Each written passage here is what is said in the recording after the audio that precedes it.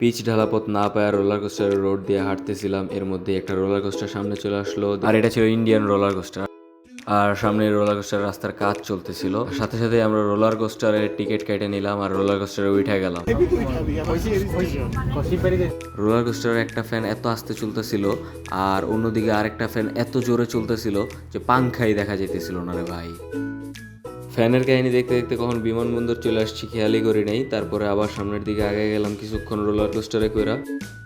তারপর আমরা পায়ে হাইটা বর্ডার ক্রস করার প্রস্তুতি নিলাম, ভয় লাগতেছিল পুলিশ না দেশে ফেরত পাঠায় দেয়। তারপর আমরা খুবই চিকন একটা সাঁকো দিয়া নদী পার হইলাম আর আশেপাশের প্রকৃতি দেখতে থাকলাম। আর দেখতে দেখতে আমরা বড় ভাইয়ের বাসায় এসে পড়লাম। আর বড় ভাইয়ের বাসায় ঢুকে দেখি ভাই তো বিশাল বড় লোক, এত কিছু তার বাসায়। তারপর আমরা ভাইয়ের বাসার প্রত্যেকটা রুম ঘুরা ঘুরা দেখলাম, ভাই রুমগুলা যা অস্থির এক একটা বানাইছে, বিশাল। তারপর ভাইয়ের বাড়ির আশেপাশে ঘুরতে ঘুরতে ভাইয়ের ওয়ার্ড্রপ গুলাও চেক করে দেখলাম কি কি আছে, যদি কোনোটা ভালো লাগে আমরা নিয়ে যেতে পারি নাকি। মন চাইলে একটু গান বাজাও শুনলাম। ভাই বাসার ভিতরে তাল গাছ লাগায় রাখছে, ভাবা যায় ব্যাপারটা। রমজান মাসে গান ছাড়ছিলাম দেখে ভাই তার বাসা থেকে বের করে দিছে, পরে বুঝায় টুঝায় আবার ভাইয়ের বাসার মধ্যে ঢুকলাম।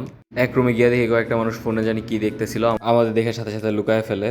তো আমরা ইগনোর করে সামনের দিকে আগে যাই।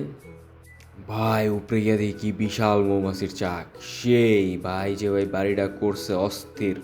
তো ভাইয়ের সাথে দেখা শেষ করে আমরা তার বাসা থেকে বের হয়ে গেছি আর আরেকটা ভালো মানের রোলার কোস্টারে ওঠার জন্য সামনের দিকে যাইতেছিলাম। এর মধ্যেই রোলার কোস্টারের সামনে যাওয়ার সময় আমাদেরকে কতগুলো পোকেমনের কার্ড দিল রোলার কোস্টারে বসে খেলার জন্য। আমরা কার্ডগুলো নিলাম। আমার বন্ধুরা একটু গরিব, জীবনের প্রথম পোকেমনের কার্ড দেখে তারা অনেক খুশি। তাদের খুশি দেখে আমি আমার নিজের খুশিকে আটকায় রাখতে পারলাম না।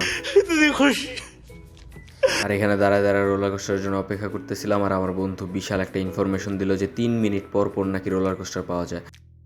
আর রোলার কোস্টারে ওইটা নিজেরা বড়লোক ভাবতে ভাবতে আমরা বাসায় চলে আসলাম।